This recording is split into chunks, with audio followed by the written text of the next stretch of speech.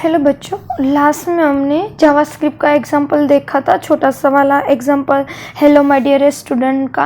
अब उसके बाद दूसरा वाला एक एग्जांपल दिया गया है, इसका कोडिंग कैसे होता है वो मैं लाइव आपको कंपोजर में सिखाऊंगी। अभी मैं आपको यहाँ उसकी थियरी बेस क्लियर करवाती हूँ। फर्स्ट ऑफ ऑल हमने न्यू फाइल ले ली है, उसको हमने सेव कर दिया है। ओके, उसका नाम मैंने क्या रखा है, देखो, save the file with the name js1.html। मैंने फाइल का नेम रखा है js1.html। html एक्सटेंशन आपको पता होना चाहिए मैंने क्यों यहाँ पे दिया है बच्चों, क्योंकि जावा जो भी कंपोजर में फाइल है उसका एक्सटेंशन हम .html में ही देंगे। ओके, फर्स्ट ऑफ ऑल हमें फॉर्म लेना है, तो यहाँ पे क्रिएट न्यू फॉर्म में लेना है। ओके, तो फॉर्म में जाके डिफाइन फॉर्म मैंने ले लिया है। ओके, और फॉर्म हमें फर्स्ट ऑफ ऑल तो बनाना क्या है, देखो यहाँ पे जो फिगर दिया गया है ना, नेम के लिए मैंने लेबल लिया है और यहाँ पे टेक्स्ट बॉक्स लिया है और सबमिट बटन, इतना ही हमने यहाँ पे टैग यूज किया है और एक फॉर्म लिया है। ओके, फर्स्ट ऑफ ऑल मैंने यहाँ फॉर्म लिया, फॉर्म का नेम हमें क्या रखना है, उसका सेटिंग कैसे करना है। ओके, वो अभी मैं आपको बताती हूँ। हमें ऐसा फॉर्म बनाना है, ओके, जिसमें हम जावास्क्रिप्ट का यूज करने वाले हैं। ओके, सिंपल फॉर्म मैंने ले लिया। फर्स्ट ऑफ ऑल फॉर्म लेने के लिए मैंने फॉर्म में जाके डिफाइन फॉर्म पे क्लिक किया। अब देखो बच्चों, ये वाला जो फिगर है वो ओपन होगा, उसमें मैंने फॉर्म ने js1 लिया और फाइल का जो नेम है वो js1.html अभी हमने लिया, वो मैंने यहाँ लिखा और मेथड मैंने पोस्ट लिया। अब मैंने एडवांस एडिट पे क्लिक करना है, क्योंकि जब भी हम जावास्क्रिप्ट का यूज करते हैं बच्चों तो उसके लिए कई पॉइंट्स का सेटिंग हमें करना पड़ेगा। ओके, फिर क्या लेना है, एडवांस एडिट बटन पे मैंने क्लिक किया तो ये वाला बॉक्स ओपन हुआ, उसमें से यहाँ जावास्क्रिप्ट इवेंट्स का एक जो है मेनू आया, उस पर क्लिक करना है आपको।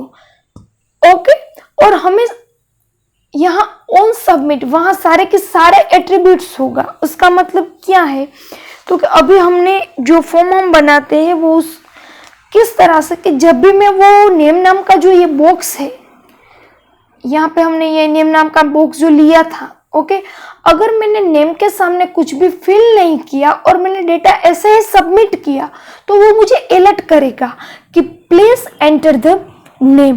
कई बार हम जो ऑनलाइन शॉपिंग करते हैं, बाय मिस्टेक हमसे कोई भी फील्ड ऐसे ही छूट जाता है, तो जब भी हम सबमिट करते हैं तो हमें वो अलर्ट करता है, हमें रिमाइंडर देता है कि ये फील्ड हम उसको एम्प्टी नहीं छोड़ सकते। उस हिसाब से हम ये फॉर्म बना रहे हैं कि अगर मैंने ये नेम नाम का बॉक्स में कुछ नेम लिख लिया और सबमिट कर लिया तो वो मुझे कोई भी मैसेज नहीं पास करेगा, लेकिन ये बॉक्स मैंने ऐसे ही एम्प्टी छोड़ दिया और मैंने सबमिट पे क्लिक किया तो वो मुझे अलर्ट करेगा कि please enter the name.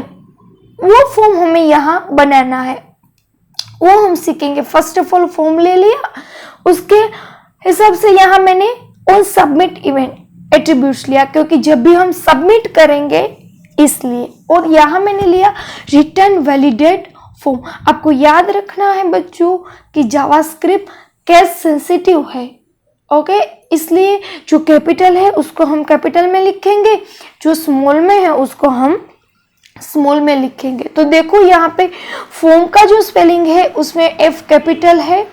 Okay, तो वो आपको एफ कैपिटल ही करना पड़ेगा, अगर मुझे स्मॉल किया तो आपको आउटपुट आएगा नहीं। ओके, मैंने यहाँ फॉर्म ले लिया। ओके, फिर ओके बटन पे क्लिक कर दिया। जब भी मैं ओके बटन पर क्लिक कर दिया तो हमारे कंपोजर के विंडो में वो फॉर्म आ जाएगा। लेकिन जावास्क्रिप्ट का कोड कहाँ पे लिखना है, ओके, वो हम हेड विभाग में लिखेंगे। ओके, हेड टैग में लिखेंगे। हमने डिजाइन, स्प्लिट और सोर्स के बारे में सीख लिया, फर्स्ट चैप्टर में डिस्कशन किया था। ओके, अभी हम जो फॉर्म बना रहे थे वो हम डिजाइन में थे।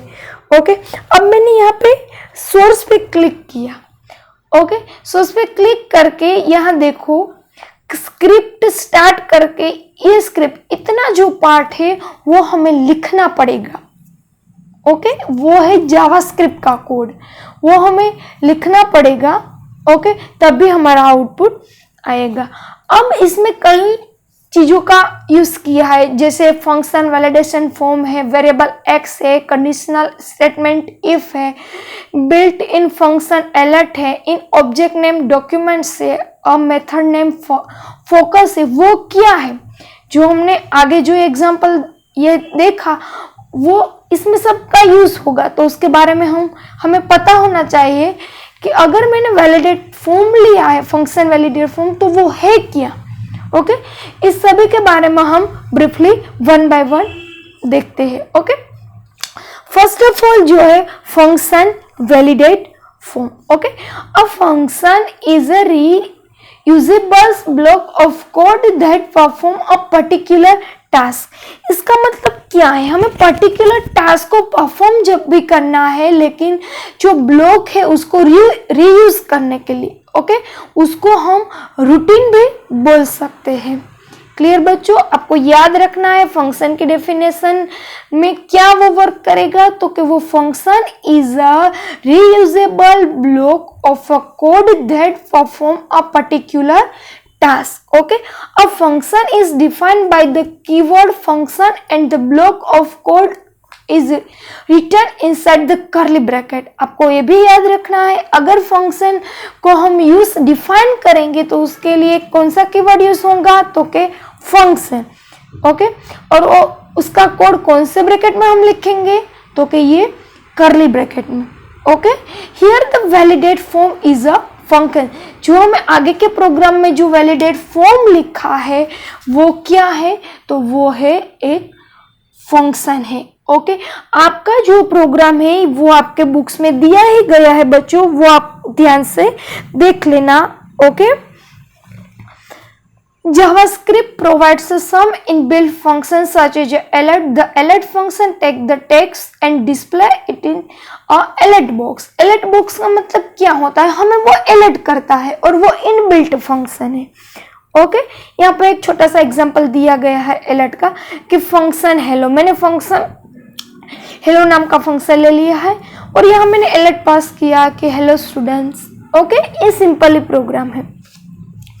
अब उसके बाद जो है वो इवेंट्स है। इवेंट्स का मतलब क्या है बच्चों, वो हमें मोस्ट IMP, ओके, वो हमें याद रखना है। देखो, JavaScript is useful in creating interactive web page which response to the action perform by the user.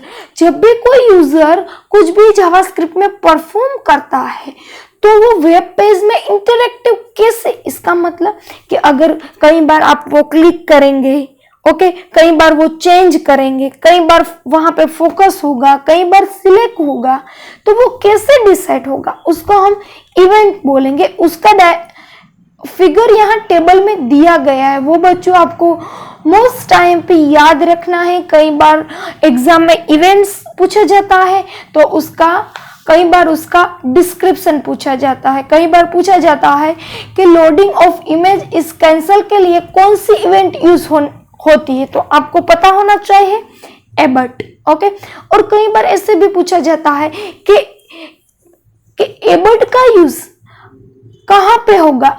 Okay, तो उसकी डिस्क्रिप्शन आपको ये याद रखना है, loading of image is cancel. इसका मतलब कई बार हमें इमेज को ऐसे कैंसिल करना हो तभी एबट यूज होगा। ओके, तो ये जो टेबल है वो आपको याद रखना है, इवेंट्स भी याद रखनी है और उसका डिस्क्रिप्शन भी याद रखना है, क्योंकि इसके कई सारे MCQ हमारी बुक में दिए गए हैं बच्चों।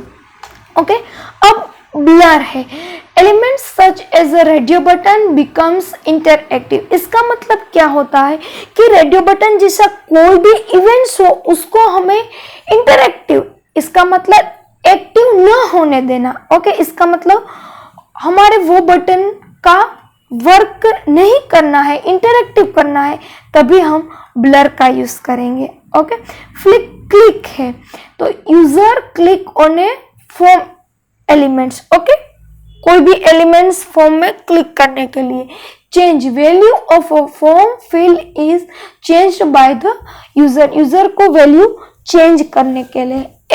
Error occur during loading of a document और इमेज, कोई भी इमेज या कोई डॉक्यूमेंट्स हो उसमें कोई भी हमारा एरर आता है तभी इसका यूज होता है। Focus element such as a button become active, आपको याद रखना है कि बटन जैसा कोई भी इवेंट्स एक्टिव करने के लिए फोकस का यूज करना पड़ता है, लेकिन अनएक्टिव के लिए किसका यूज करना पड़ेगा, ब्लर का, लेकिन रेडियो बटन जैसा एलिमेंट्स। ओके, उसके बाद है लोड, डॉक्यूमेंट और इमेज इज लोडेड। ओके, कोई डॉक्यूमेंट्स और चित्र कोई इमेज को लोड करने के लिए। माउस आउट और mouse over of the elements, element of के लिए, और यहाँ पे है एलिमेंट ओवर के लिए। Reset form field are reset to default value. Okay, फिर से वो वैल्यू सेट करने के लिए। Select user select form field. Okay, form में से कोई भी फील्ड यूजर को सिलेक्ट करने के लिए।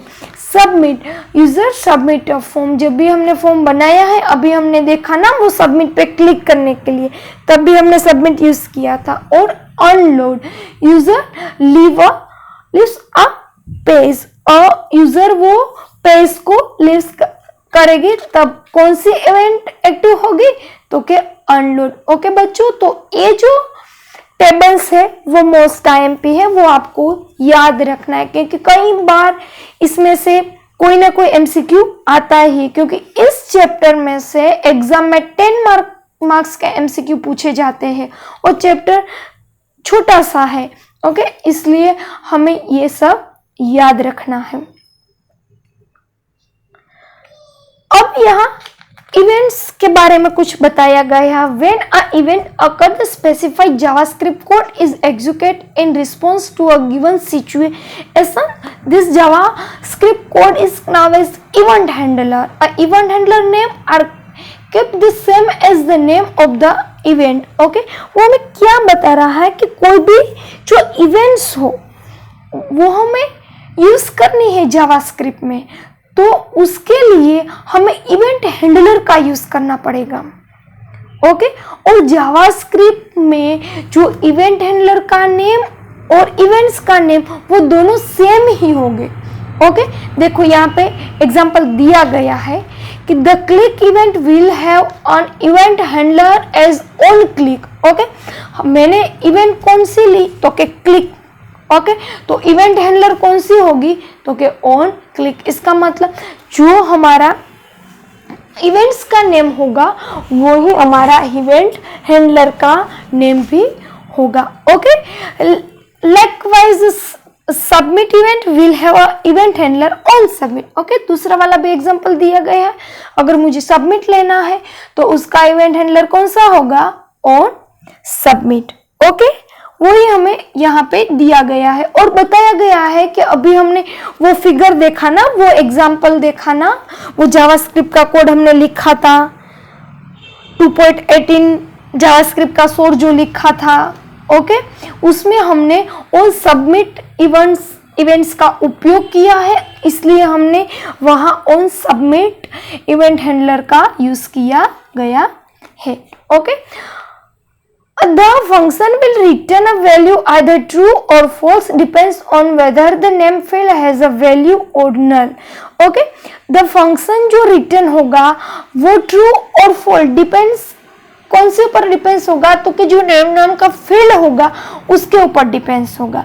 अभी मैंने बताया ना आपको कि अगर मैंने वो वैल्यू एम्प्टी नल छोड़ दी तो वो मुझे अलर्ट करेगा कि आप ये जो फील्ड है वो ऐसे छोड़ नहीं सकते। वो मैं आपको जावास्क्रिप्ट का जब भी प्रोग्राम लिखूंगी वो उसमें सब सारे के सारे डिटेल आपको समझाऊंगी। ओके, उसके बाद क्या है, ओके, आपको समझ में आ गया बच्चों इवेंट्स क्या है और इवेंट हैंडलर क्या है। ओके, अब उसके बाद है variable. in our example, inside the function validate form, we have a statement variable x equal to documents.jsc1.name.value. ये लाइन ये क्या है, हमने जो आगे प्रोग्राम जावास्क्रिप्ट का लिखा ना सोर्स में जाके, उसमें एक लाइन ऐसी लिखी है. ओके, तो वो वेरिएबल कौन सा है, तो कि जो ये x लिखा है वो है variable. Okay, we have declare a variable name x. A variable is a container for the storing data. Okay, variable क्या करेगा, तो कि हमारा डेटा स्टोर करेगा. Remember that the variable in JavaScript are also case sensitive. बच्चों आपको याद रखना है कि जावास्क्रिप्ट केस सेंसिटिव है, तो वेरिएबल भी कैसा होगा, केस सेंसिटिव. अगर मैंने यहाँ देखो x लिया, ओके, वो x स्मॉल होगा या बिग है.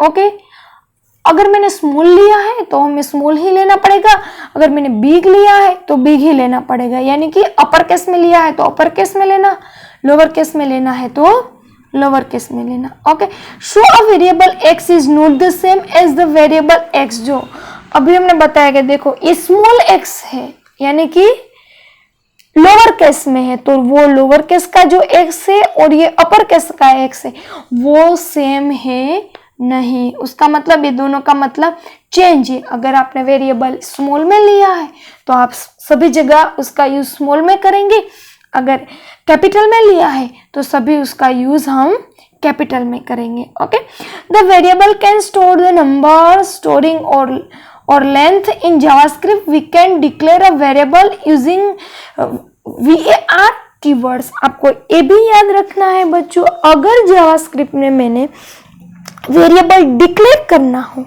ओके, तो var कीवर्ड्स को यूज करना, यानी कि वेरिएबल का शॉर्ट नेम है var. Okay, clear.